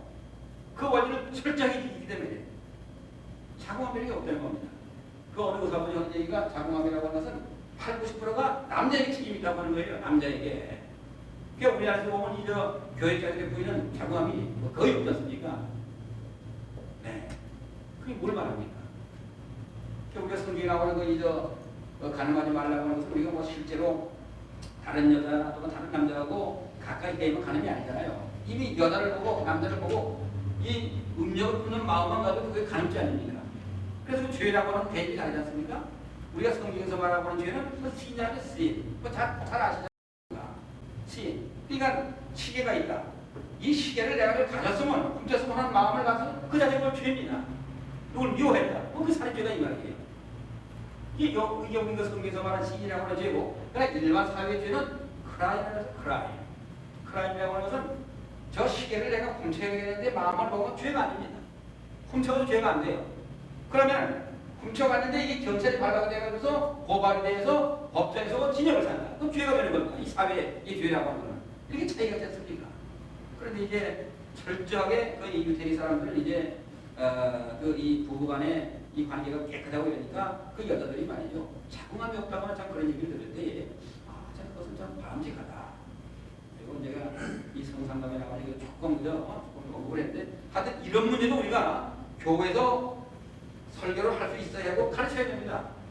제가 전에 몇 년 전에 이제 저희 청년들 결혼 상담에 관한 걸 보고 강의해달라고 하면서 처음에 계획이 1시간 반인데 하다 보니까 3시간 반이 됐어요. 그래도 더 해달라고 말이에요. 그래서 오늘 한국 교회에서도 이런 문제를 놓고 우리가 특별히 특강을 한다든가 해서 어릴 때부터 바르게 가르쳐야 이 청소년들이 뭐냐면 성범죄가 없어지고 그렇게 되는 거지. 아니면은 참 이 성범죄라고 하는 것이 나를 가중될 것이다. 이런 염려도 우리가 듭니다. 좌우간 우리나라에도 뭐 이렇게 이제 가족치료 상담 이런 것이 이제 있고 이제 그런데 우리가 이 상담이라고 하는 것은 장기 상담도 있고 단기 상담도 있습니다. 근데 이 정신적인 문제 같은 거는 2년, 3년 걸리는 것도 있어요. 그거는 짧게 이렇게 만나서 대화로 치료되는 경우도 있습니다. 단기 치료 같은 거는 이제 그저 10회 이내에 상담을 받는 것을 대개 단기 치료다. 그 다음에 이제 그 이상 몇 년 걸리고 수십 번 만나는 것은 이것은 이게 장기 상담이다. 이제 그런 얘기가 하는데 그러면 우리가 이 가족 치료를 하는 이와 같은 상담이 있어서 그 기법이 있습니다. 그 기법 가운데 하나가 뭐냐면 실연이라고 하는 실연. 네. 실연이라고 하는 말은 무슨 얘기냐면 소개하면서 알게 되는 겁니다. 그러니까 재현해 보도록 하는 거예요. 실제로 같이 연습을 시키는 겁니다. 이러이러한 잘못을 저지르는데 하면 이제 왜 이 뭡니까 수사관이 수사할 때에 그 뭐죠? 그 범죄하는 거 행동을 왜 다시 이렇게 하는 거 그런 게 있지 않습니까? 그런 식으로 이렇게 잘못되는데 하면서 그것을 재현해 보도록 이제 그런 방법을 이 가족치료법에서는 이제 실연이라 그렇게 말합니다. 실연이라. 그럼 예를 들어서 두 부부가 싸워가지고 이제 상담하러 왔잖아요. 그러면 거기서 그 이 상담자가 실연을 시키는 거예요. 그러니까 재연해 보라 이거예요. 다시 한번. 그러면 뭐 당신이 어쩌고 뭐 누가 어쩌고 이러면서 서로가 이제 거기서 옥신각신 하는 그와 같은 모습을 하게 되는 거죠. 그래서 거기서 이제 여기 그 치료하게 보면 이건 누가 잘못했고 누가 잘했구나 발견이 되는 겁니다. 그리고 그 치료자가 그 전문가니까 말이죠. 이것은 남편 되시는 분이 조금 잘못됐는데 이렇게 고치십시오. 이것은 아내 되시는 분이 잘못했는데 이렇게 고치십시오. 어떤 때는 그 아이들까지 다 오도록 한다는 거예요. 다 와서 그걸 보고서 그 아이들에게 의견을 묻습니다. 야, 내 생각에는 엄마가 잘한 것 같으냐 아버지가 잘한 것 같으냐. 그 아이들의 판단은 정확한 거죠. 이것을 실현이다. 이 치료 기법 가운데서 그 다음에 이제 두 번째로는 치료 기법 가운데서 재구성이라는 게 있어요. 재구성. 이것은 재해석을 말하는 겁니다. 아이가 보는 어머니의 행동, 그 다음에 아내가 보는 그 남편의 행동, 이런 것을 이제 재해석해 보는데, 그러니까 뭐냐면 그 어머니가 뭐 아이들 어떻게 교육했다, 또 어떻게 했다, 재해석하는 거예요. 이것을 재구성이라고 말하는 겁니다. 뭐 잔소리를 했다, 아니면 뭐 딸이 좋아하는 식으로 무슨 뭐 말을 했다, 아니다, 이런 것을 다시 한번 해석하고 있는 말이에요. 이제 그런 방법이 있고, 그래서 간단하게 제가 말씀을 드립니다. 그 다음에 또 세 번째는 추적이라고 하는 게 있어요. 추적이라고 하는 것은 뭐냐면 내용을 요약하는 겁니다. 그 해왔던 그 말을 쭉 들어보면서 간단하게 그 내용을 요약하는 거예요. 간단하게 한번 그 내용을 요약해가지고서 상호 연관적으로 하는 겁니다. 이런 것을 추적이다. 그 다음 또 역설이라고 하는 것도 있어요. 역설이라고 하는 것은 이제 우리나라에는 그런 말 있지 않습니까? 잘하던 일도 멍석을 깔면 안 한다. 거절하면 하는 생각이 있습니다. 그럼 하라고 하면 안 한다 이 말이에요. 그래서 역설이라고 하는 것은 이제 아주 쉽게 말한다고 하면요. 제가 전에 저 전반부에서 근무할 때 어느 교수가 하도 술을 많이 마시니까 술 마시고 들어오면 그냥 내 발에 들어가서 그냥 막 두드려 보시고 그 다음에 뭐 그냥 병석을 막 두드려 패고 그런 가사관이 있었습니다. 그러니까 그 대대장교는 분이 저한테 어떻게 했으면 좋겠냐고. 그래서 그때 이 역설이라고 하는 얘기를 제가 했어요. 대대장님 한번 이렇게 해보십시오. 어떻게 밥 먹이지 말고 한 이틀간 아니면 3일간 술만 계속 마시게 한번 하라고. 그러더니 그 대대장이 그 병사를 전 유치장에다 가져다 소리가 안 했는데 유치장에다 딱 가둬놓고 술만 그냥 이만큼에다가 크게 갖다 놨습니다. 그런데 아침에도 술 마시고 낮에도 술 마시고 저녁에도 술 마시고 그냥 3일 동안 그러면은 술통을 맞아 얼른 좀 내가라고 술을 딱 끊었어요. 술을 끊고 그 다음에는 절대 술 안 마시겠습니다. 이제 이런 것을 이제 우리가 말하는 이 치료법에서 역설적인 치료법이다. 이제 그렇게 얘기를 하는 겁니다. 이해를 제가 말씀을 드렸죠. 그 다음에 이제 이 가족치료 상담에 있어서 이 경계선 확립이라는 게 있습니다. 경계선 확립. 우리가 인간이라고 하는 것은 가정에서도 하위 체계가 있고 상위 체계가 있습니다. 상위 체계라고 하는 것은 그 가정에서 할아버지 할머니가 있으면 상위 체계 들어가는 거고, 그 다음에 중간 체계는 이제 아버지 어머니고, 하위 체계는 아들, 딸, 손자, 손녀들이. 그 다음에는 부부의 체계가 있고 형제 체계가 있습니다. 근데 그렇게 왜 나눌 수 있어요? 그런데 부부 간의 갈등 또는 부모 역할이 좀 결여되어 있다? 그건 갈등이죠. 그러면 뭐냐면 요거는 할아버지 할머니 얘기입니다. 요것은 아버지 어머니 얘기입니다. 요것은 아들 딸 얘기입니다. 이걸 분명히 경계선을 짓자 이 말이에요. 근데 이제 어떤 가정에서 보면요. 큰아들이 할아버지 할머니 역할도 다 하고 아버지 어머니 역할도 다 하고 또 돈 좀 번다고 아들 딸 역할도 다 하고 그런 가정도 있어요. 그럴 때 그 앞에 돈을 많이 버니까 앞에서 그렇게 하자 할지 모르지만 그러나 실제로는요 마음속으로는 지가 말이야 아들이면 아들이지 말이야 내 손자인데 이런 마음을 어른들은 갖는다 이 말이에요. 그렇기 때문에 경계선을 확립하는 분명하게 요거는 누구 책임이고 요거는 누구 책임이다 하는 것을 분명히 해주자 이 말이에요. 그래서 어떤 분은 그런 얘기를 하시더라고요. 가정에서 아침에 일어났다. 이불을 누가 개라? 방 쓰는 건 뭐 둘째가 해라. 그 다음 무슨 뭐 신발장이나 뭐 셋째가 해라. 뭐 그렇게 하는 것도 효과적인 방법입니다. 그것도 바로 경계선 확립이라고 하는 거예요. 그런 치료입니다. 그렇게 하면 뭐 이건 네가 하나 내가 하나 해가지고서 가정 안에서 뭐 다투고 이제 그런 일이 없을 거다. 이제 그런 얘기가 하는 거 제가 들어봤습니다. 그럼 간단하게 합니다. 그 다음에 이제 순환적인 질문이라고 하는 것도 있습니다. 순환적인 질문. 자녀가 부모를 어떻게 보는가? 질문하는 거예요. 그러니까 어느 가정에서 문제가 있다. 그럼 그 치료자와 같이 이게 모여 있는데 자녀들이 물어요. 아버지를 어떻게 생각하느냐, 어머니를 어떻게 보느냐 질문합니다. 그리고 자녀들이 솔직하게 얘기를 하잖아요. 솔직하게. 그러면은 이거는 아이들의 말이 이렇고 이런데 그러니까 이것은 아버지가 잘한 거고 이것은 어머니가 못한 거다. 이게 순환적인 질문입니다. 이제 이런 얘기가 있는데 대개 보면 가정에서 남편들이 강하죠. 남편들이 강합니다. 또 주장이 강해요. 이게 너무 강하면 안 되는 겁니다. 잘못한 건 잘못했다고 인정질서가 있어야 되는 거예요. 아들, 딸들이 이것은 아버지가 잘못됐습니다 하면은 그러냐. 받아들여야 된다 이 말이에요. 그래서 타인이 어떻게 보느냐. 이것을 받아들일 수 있어야 된다. 그런 이야기입니다. 그 다음에 이제 원가족 도표라는 게 있습니다. 원가족 도표. 이게 이제 패밀리 맵 오브 오리진 그런 말이죠. 원가족 도표. 네. 오늘의 나라고 하는 것은 부모에게 교육을 받았죠. 부모는 누구에게 받았습니까? 할아버지 할머니에게 받았죠. 그 할아버지 할머니 그 위에 또 할아버지 할머니 교육을 받았다 이 말이에요. 이런 것을 이제 원가족 도표라고 이제 그렇게 보는데 인간은 내적 모두가 문제가 있습니다. 그런데 3세대 위를 거슬려 보라. 쉽게 말하면 그런 얘기입니다. 이게 가문이 있느냐? 그럼 왜 할아버지 할머니 이렇게 교육을 시켰는데 왜 아버지 어머니는 그러냐? 또 아버지 어머니 이렇게 교육을 시켰는데 왜 너희들은 그러냐? 3세대 위를 보라. 저희 가정은 그 가문이 심화입니다. 심화. 마음의 평화.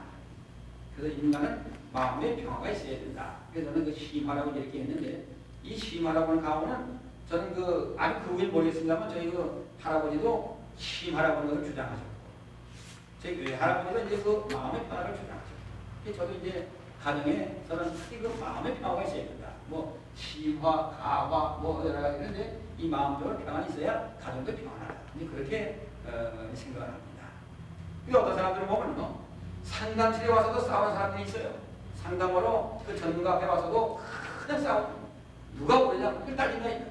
그러면은 그 다음에는 위에 아버지, 어머니, 할아버지, 할머니 것을 올라가서 위에 분은 이렇게 하고 이렇게 가르쳤는데 난 그대로 따랐다. 특히 이것은 뭐는 부부간에 싸우는데 아내는 다르죠. 아들은 이제 자기가 그 3대 위에서부터 내려오는 가문이 있으니까 그대로 이렇게 하려고 그러는데 아내는 그렇지 않다. 왜? 서로 다르니까. 그래서 이럴 때에 아내는 이제 그 어느 집으로 시집을 간다고 그러면은 곧 남자만 사랑하는 것이 아니라 그 남자의 가족 친족 전체를 사랑하는 마음으로 사실 결혼을 하는 거예요. 그런데 그렇습니까? 뭐 누구하고 결혼한다. 그럼 곧 남자하고만 사랑한다. 남자도 마찬가지입니다. 어느 여자를 사랑한다. 그 여자의 아버지, 어머니, 그 여자의 친척, 그 집안의 모든 걸 다 사랑하는 마음으로 이 부부가 되어야 되는 걸 그렇지 못하니까 오늘 가정에 여러 가지 문제가 없습니다. 이 말입니다.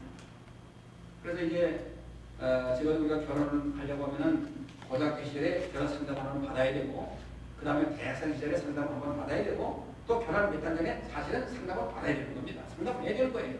그래서 사전에 전부 계획을 다 하는 것이 결혼 상담에 나오는 얘기입니다. 우리가 결혼하게 되면은 뭐 어디에서 살고 그 다음에 아기는 며칠 낳고 그 다음에 이제 뭐 신혼여행은 어디로 가고 그 다음에 이제 어른들 생실 때는 뭐 선물을 얼마만큼 받고 다 미리 서로 상담을 통해서 의논을 하는 겁니다. 그 어떤 신혼부부는 이제 결혼한 지 1년이니까 이제 얼마가 되는데 둘이 싸웠다고 왜 싸우느냐 물어보니까 그 아내가 그래요. 아니 글쎄요 목사님 시어른들 생일 때는 선물을 5만원짜리를 했는데 친정엄마 생일 때는 그 선물을 2만원어치 하자고 하니까 이런 어려움이 어디 있습니까? 이거 어떻게 생각하십니까? 그러시냐고. 그러면은 남편 입장에서 볼 때는 이제 신부모가 더 중요한 것 같고 또 아내 입장에서 볼 때는 이제 친정 부모가 더 중요한 것 같죠. 다 중요합니다. 그러면은 네가 우리가 사전에 결혼 전에 서로 결혼 상담을 통해서 그런 거 다 약속을 해야 되는 거예요. 약속을 전부 다. 그래 우리는 시부모 생신 때 또는 뭐 명절 때 5만원짜리 선물을 하자. 그러면 친정 어른들한테도 처가 어른들한테도 5만원짜리를 하자. 그렇게 약속을 해야 됩니다. 서로가. 그렇게 했는데 그렇게 안 하니까 이게 문제가 생기는 거예요. 그러니까 미리 우리가 결혼 전에 다 상담을 통해서 그런 걸 다 기획을 해야 되는 겁니다. 그다음 뭐 결혼하고 나면 그다음에 무슨 뭐 가정에 중요한 문제가 있을 때는 양쪽 어른들이 계신 먼저 어른들과 또 상담을 해야 되는 것이고 말이에요. 이걸 뭐 그냥 밑에 그냥 아들들이 자기네 못한 거 다 해놓고 나중에 어른들한테 가서 결제받는 식으로 우리가 이렇게 했습니다. 그런 게 아닙니다. 미리 우리가 아파트를 어디에다가 몇 층짜리 살려고 하는데 부모님들 어떻게 생각하십니까? 동의하십니까? 그래, 내 마음대로 해라. 그럼 그렇게 사는 거죠. 네. 이렇게 우리가 참 부모를 존경하고 이제 그런 마음을 가지고 우리가 살 때에 그 가정이 원만한 가정이 되는 거죠. 네. 바로 이런 것을 우리는 원가족 목표다. 이제 그렇게 우리가 말할 수 있는 겁니다. 그 다음에 이제 조각이라고 하는 게 있습니다. 조각. 이 조각이라고 하는 것은 말이죠. 알죠, 우리가? 무슨 나무로 또는 돌로 이렇게 조각물을 만들어 세워 넣는 거예요. 그건 뭘 말합니까? 조각이라고 하는 것은요, 말이 없는 거 아닙니까? 말이 없는 거. 그러니까 침묵을 통해서 치료를 한다 이 말입니다. 뭐 네가 잘했다, 내가 잘했다 말이에요. 그렇게 떠들지 아니하고 침묵을 통해서 치료가 되는 건데 말이 적을수록 좋다고 하는 거예요. 그러니까 침묵을 지키는 것이 좋다. 말이 적을수록 좋다. 그런 얘기가 있지 않습니까? 그러니까 많이 들어라 이 말입니다. 상대방의 말을 많이 들어라 이 말이에요. 우리가 뭐 눈이 두 개가 있고 귀가 두 개가 있고 콧구멍이 두 개가 있는데 입은 하나 아닙니까? 많이 보고 많이 듣되 말을 반만 해라 이 말 아닙니까? 그렇기 때문에 이 이야기는요, 적절한 개입을 해라 이 말이에요. 조각이라고 하는 것은 말이 어떻습니까? 그래 제가 그 조각품을 보고서요 어떻게 생각합니까? 아름답다. 난 이 조각을 보니까 이런 생각이 든다. 감정을 나타내게 하는 거예요. 풍부한 감정. 자기의 생각, 어떤 느낌을 나타내게 하는 겁니다. 듣는 기술을 익히라 이 말이에요. 남의 말을 듣는 훈련이 매우 중요하다. 가정에서 아이들의 말, 특히 남편들은 아내의 말을 귀담아 들을 수 있는 이 그러한 가정. 바로 이런 것을 우리는 조각, 즉 언어 배지, 말을 즐겁게 하는 것. 이런 것을 통해서 그 가정이 치료를 받을 수 있다고 하는 겁니다. 그 다음에 이제 치료의 단계가 있죠. 3시 20분까지는 이제 3시까지죠. 이제 10분 전에 끝내겠습니다. 3시까지. 10분 끝냈습니다. 조금 이거에게 조금 딱딱하죠. 이거 먼저 강의하면 조금 딱딱한데 조금 더 얘기하겠습니다. 치료 단계가 되면요. 초기 단계가 있어요. 초기 단계. 초기 단계라고 하는 것은 문제를 환자가 잘 모르죠. 그렇기 때문에 치료 목표를 설정하는 걸 말하는 겁니다. 이것은 2회 내지 2, 3회죠. 네. 그러니까 치료자에게 처음에는 무엇을 도와드릴까요? 이 여자가 부끄러워서 말을 잘 못해요. 네. 그러면 이제 이야기를 또 이제 재밌는 얘기를 이렇게 끌어서 그렇게 하다가 이제 무엇을 도와드릴까요? 네. 그 다음에 우리가 문제가 초기 단계에 이제 잘 안 될 것 같으면 또 우리가 계속해서 얘기할 수 있고, 그 다음에 또 만납시다. 뭐 이렇게도 우리가 할 수 있는 거죠. 근데 이제 그 초기 단계, 어떤 사람 초기 단계 완전히 그 문제 해결한 사람도 있어요. 무엇을 도와드릴까요? 그러니까 그 여자가 부끄러워서 말을 못하겠다. 근데 이 치료자가 하는 얘기가, 그 상담자가 하는 얘기가, 왜 상담이라고 하는 거는 뭐 상담이나 치료자 사실 거의 같은 얘기입니다. 의사님들 보면 치료자 그렇게 얘기를 하고 우리는 상담 그러는데 사실은 이게 거의 같은 얘기예요. 그 다음에 치료자가 말이죠. 그 상담자가 문제를 해결한 후에 어떤 모습인지 알겠습니까? 또 그렇게 물었어요. 부끄럽다 이렇게 얘기하니까 그 다음에 그 치료자가 그러면은 나중에 그 문제를 해결한 다음에는 어떤 생각이 들는지 알겠느냐 이 말입니다. 그 여자가 알겠다고 그러래요. 문제가 해결된 다음에 못 기쁜 거죠. 그때 이 상담자가 하는 얘기가 그러면 됐습니다. 이걸 뭐 그냥 초기 단계에서 끝나고 말았습니다. 그런데 4개월이 역사가 왔는데 내 문제는 다 해결되었다. 그게 편지가 왔다는 겁니다. 네. 우리가 여기서 생각할 때 말이죠. 문제가 있는 그 가족이라고 하는 것은 바로 사기가 떨어져 있게 되는 것입니다. 그렇기 때문에 우리는 감정을 이해하고 희망을 볼 수 있어야 하는 거예요. 처음에 1, 2회 기회가 매우 중요합니다. 그때에 누구나 다 문제가 있다 격려해주면서 도울 수 있다고 하는 능력을 이 상담자들은 보여주라고 하는 겁니다. 이것이 중요하다고 하는 거죠. 그 다음에 우리가 이 치료 목표라고 하는 것은 말입니다. 상담자는 각 구성원의 행동 의미를 명료해야 하는 것입니다. 그리고 상호 의존적 관계가 있음을 인식하도록 해야 하고, 그 다음에 변화에 도움이 되는 환경을 창조하기 위해서 수용적인 태도를 임해야 되는 것입니다. 그 다음에 그 과정의 장점, 특성 그리고 자원을 파악해서 이것을 문제 해결에 원동력으로 사용하라. 어떤 문제가 있으면 그 문제 외에 이렇게 좋은 점이 있는데 그 장점을 살려서 그렇게 활용할 수 있도록 그렇게 이제 상담자가 조언을 해줘야 된다 이 말이에요. 그리고 문제 해결을 위해서 온 가족이 노력해야 된다고 하는 것을 주지시켜야 합니다. 그리고 변화 촉진을 위해서 가족, 구성원 모두에게 단순하면서 성취가 가능한 과제를 도와주십니다. 각자가 예를 들어서 반상하는 반성문을 한번 써가지고 적절하든가 말이야. 아니면은 뭐 일기를 한번 써라고 한다든가 말이야. 이런 과제를 주는 것도 효과적이다. 그렇게 말할 수 있습니다. 그 다음에 이제 두 번째는 중기. 처음에 축이라고 했죠. 중기. 중기라고 하는 것은 3회, 4회 내지 7, 8회를 이해 상담을 말하는 건데 치료와 교육이 합쳐진 중재 단계라고 하는 것입니다. 그래서 자신들의 문제에 대한 기존의 인식을 바꾸고 변화의 필요성과 또 동기의욕을 가지는 것 같은 단계라고 하는 것입니다. 그래서 이제 의사소통, 그 다음에 행정수정을 통한 학습과 원만한 대인관계를 위한 활동을 익히고 또 연습하도록 하는 그런 단계가 바로 중이다. 그 다음에 또 말기. 이 말기라고 하는 것은 8회에서 9회, 10회까지의 의상담관계를 말하는 것입니다. 이것은 가족 스스로 해결될 수 있다고 생각될 때에 그 상담이 끝나도록 하는 거예요. 원만히 해결됐을 때에 쌍방 간의 합의를 통해서 또 종결하는 것이 이상적이다. 그래서 보통 우리가 그저 1회로부터 10회까지 그렇게 이제 할 수가 있는데, 그 다음에는 주 상담도 있죠. 뭐 예를 들어 1개월 후에, 3개월 후에 다시 만나기로 약속을 하고 끝나는 그런 경우도 있습니다. 뭐 피해가 없으면 만날 필요도 없는 거예요. 그 다음에 이제 가족 치료의 실제. 이것은 이제 전면접 단계라고 하는 것도 있고, 그 다음에 뭐 면접 단계라고 하는 것도 있고, 뭐 휴지 단계, 그 다음에 뭐 개입, 그 다음에 후면접, 후면접 단계 이런 것이 있는데, 이런 것은 뭐 우리가 그런 것이 있다더라 이런 건 아니고, 예. 그 다음에 우리가 경험적인 그 가족 치료에 있어서 이것은 경험케 하는 것이다 이 말입니다. 지금까지 제가 말씀드린 것은 뭐냐면 서태어라고 하는 이 상담 치료자가 한 그 이론을 제가 여러분에게 소개하는 것입니다. 그래서 인간을 존중하는 마음을 가지고 있어야 된다. 마약, 범죄자, 성, 범죄자를 할지라도 그와 같은 그 범죄자를 사랑하는 마음을 가지고 우리가 상담을 해야 된다 이 말입니다. 그렇기 때문에 우리 상담자는 인간을 존중해야 된다. 변화될 수 있다고 믿어야 된다. 변화 가능성이 있다고 또 그렇게 생각해야 된다. 성장의 내적 가능성이 있다. 네. 이런 것을 그 상담을 하고 그 피상담자에게 주어야 된다. 그 다음에 차이를 인정하라 이 말입니다. 차이가 있다 이 말이에요.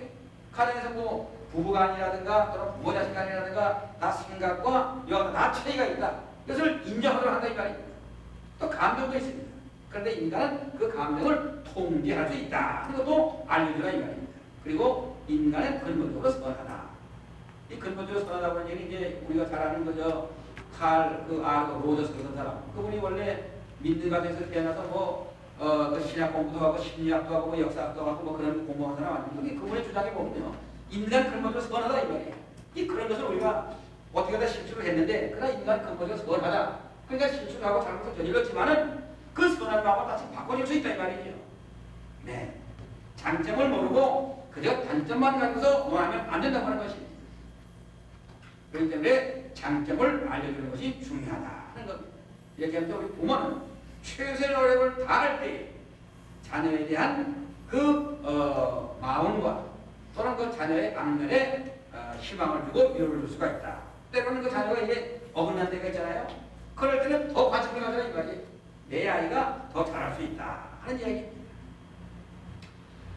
이렇게 제가 말씀을 드리면서 그 다음에 우리가 그 문제를 진단하는 것이 있는데 그 제목만 소개하고 제가 마치겠습니다. 그 문제 진단 가운데는 자존감이 있죠. 자존감을 높여줘라. 어릴 때부터 아이들 갖다가 멸시하지 말고 그 자존감을 높여줘라 이 말이죠. 그 다음에 이제 의사소통이라고 하는 게 있죠. 의사소통. 네. 의사소통이라고 하는 것은 뭐냐면은 그 대인관계를 잘하고 그 다음에는 그 문제를 해결하는 방법으로서 서로가 참 그 말이 오고 갈 때 상대방을 이해할 수 있는 그런 거. 근데 그 어떤 경우에 보면 뭐 회유형이라든가 뭐 비난형, 이성형이라든가 뭐 산만형이라든가 그 여러 가지 얘기가 있습니다만 의사소통을 통해서 우리가 치료가 될 수 있다. 그 다음에 규칙이라는 게 또 있어요. 규칙이라고 우리가 모든 일이 나갈 때 이거 절도있게 해나가는 그런 것을 이제 규칙이라고 그렇게 말하는 거죠. 어떤 사람이 이제 늦잠 자고 이렇게 하다 보니까 밥을 뭐 늦게 먹으니까 위장에 뭐 탈이 와. 그러면 4시에 일어나서 밥을 먹고 12시에 뭐 밥을 먹고 저녁 6시에 밥을 먹고 이렇게 규칙적인 생활을 하다 보니까는 그 위장장애가 다 치료가 됐다. 이 규칙적인. 이런 걸 통해서 치료할 수 있다. 그 다음에 사회와의 연계성. 이것은 뭘 말합니까? 자기네 가족끼리만 살고 이웃과는 전혀 어떤 그 상관없이 지내던 사람이 그러니까 이제 모든 문제가 원만하지 못하죠. 그러면은 역지과도 좀 대화를 나누고 이자기과도 대화를 나누고 이건 어떤가 좀 이런 것을 볼 수 있도록 말이에요. 또 어딜 가 방문도 하게 이렇게 해서 사회와 연계성을 가질 수 있도록 그래서 타 가정의 장점을 알고 친분 관계를 가지도록 그렇게 하면은 그 가정에 있던 어떤 문제가 다른 가정을 통해서도 치유될 수가 있다 하는 그런 이야기. 네. 이렇게 하면서 제가 이제 그 얘기를 마치려고 합니다만 이것이 뭐냐면 바로 가족 치료 하는 그 같은 거 상담에 그 원래 그 스피어라고 하는 사람의 그 이론을 통해서 제가 간단하게 말씀을 드렸습니다. 물론 그 뒤에도 말이죠. 뭐 해결 중심, 뭐 단기 치료, 뭐 그런 그 마음이 있는 분들은요 언제든지 저하고 뭐 얘기를 나누십니다. 그럼 그 제가 아는 데까지 서로가 대화를 나누고 여기 있는 동안에 말입니다. 그렇게 할 수 있기를 바라고. 그다음 제가 그동안 수수없이 잘 못했는데 앞으로 더 열심히 노력을 해서 제가 더 좋은 내용으로 강의할 수 있는 그런 사람이 되도록 노력하겠고 또 저를 위해서 기도 많이 주시기를 바랍니다. 감사합니다. 마지막 시간이 끝나는 게 아닙니까? 아니 다음 시간이 있죠. 목사님 시간. 제 시간 끝나는 거예요. 그럼 이제 지금까지 계속 저희는 우리 듣기만 했는데 한마디도 그러니까 질문이라고 하는 거는 언론 하자 이 말입니다. 제가 하는 얘기는 그러니까 이거 맞추고 나서 저하고 얘기해요. 본 질문은 목사님하고의 1대1 질문이고 우리가 피교육자 입장으로서 공감할 수 있는 문제를 공개적으로 얘기할 수 있는 시간도 안 주셨지 않습니까? 그래서 시간 때문에 그랬는데 그래서 이제 질문이라고 하는 게 뭐냐면 어떤 분은 이제 그 질문을 좋아하시는데 또 어떤 분은 그 질문을 또 제가 왜 이런 얘기를 하냐면요. 전에 그 어디 가서 얘기 강의를 했는데 어떤 분이 질문을 해가 자꾸 그 얘기가 계속이 되니까 저자에서 어떤 분이 또 소리를 지르더라고요. 그건 개인적으로 하라고 말이야. 그래서 제가 몇십 년 동안 경험한 게 있기 때문에 그렇게 얘기를 하는 거예요. 그러니까 감사합니다. 여기서 감사합니다. 여기서 둘이 얘기하고 얼마나 기분 좋습니다. 좋습니다. 밤새워도 좋고 말이죠. 그래. 저는 이번에 그 학기나 등등에 관한 자료를 좀 부탁합니다. 자료? 네, 자료 좀 많이 적어주시면은. 자료 말이죠. 목사님 말입니다. 목사님 주소를 저를 주시면 이거 참 제가 이거 강의하고 있는데 전부 이게 노트한 거거든요. 이런 노트인데 제가 그게 있습니다. 전부 다 이 타이핑 하는 게 있거든요. 그걸 제가 복사를 해서 보내드리겠습니다. 여기 어느 그 전도사님이 저는 그 논문을 본문으로 쓰고 영문으로 쓰고 두 가지를 썼어요. 근데 이제 그 영문 논문은 제가 보관을 한 번밖에 없고 그래서 그 본문으로 쓴 게 이제 몇 건 있는데 그걸 한번 보내드리시라고 약속을 했습니다. 그분의 주소를 제가 받아가지고 있는데 그러니까 목사님 주소를 주시면 제가 지금 그 강의하는 그런 것이 그 자료가 있습니다. 그 타이핑하는 것이. 그럼 그걸 제가 복사를 해서 보내드립니다. 그러면 그건 뭐 저는 말하는 것이 저는 보증 수표입니다. 이거 자랑이 아니라. 사진도 같이 찍은 게 있으면요. 그 시간 문제니 한 달보다 1년 보다 하지. 이번에 여기 와서 내가 우리 이 정학봉 목사님이라든가 그다음에 우리 이송 목사님이라든가 어떤 미국의 빌스 우리 학장님 그분도 이제 그 사진을 내가 송 목사님 베이스에 갖다 드리려고 다 제가 전달을 합니다. 그러니까 그다음에 우리 김상현 목사님 사진도 제가 가지고 한 장도 드리고 그러니까 그렇게 아시고 못 하시면 제가 가지고 있는 건 그리고 이 상담분야로의 그 책이 저한테 한 원문까지 하면 한 1,200권 정도 돼요. 그러니까 지금까지 나온 그 상담 심리학 분야의 책 거의 다 있습니다. 나한테. 다 가지고 있습니다. 뭐 잡지 예를 들어서 이렇게 잡지 이렇게 보다가도 어느 그 목사님 말이요. 목회 상담에 대해서 쓴 게 한 페이지가 그 잡지로. 그래서 결국은 뭐냐면요. 누가 실력이 얼마나 있냐 없냐. 그건요. 별 문제가 아니에요. 누가 자료를 많이 가지고 있냐? 이게 문제, 이게. 자료가 문제죠. 아니, 제가 알면 뭐 얼마나 알겠어요. 솔직히 이런 분야를 저보다 더 아는 분들이 여기 뭐 여러분 계십니다. 자료가 진짜 이게 중요한 거 자료. 그래서 저는 이렇게 그 자료를 지금 지금 뭐 가지고 있는데, 그러니까 요청하시면 제가 그 목사님 조성만 씨가 네. 예. 그리고 목사님 저하고 다정하게 오늘 잡고 얘기하십니다.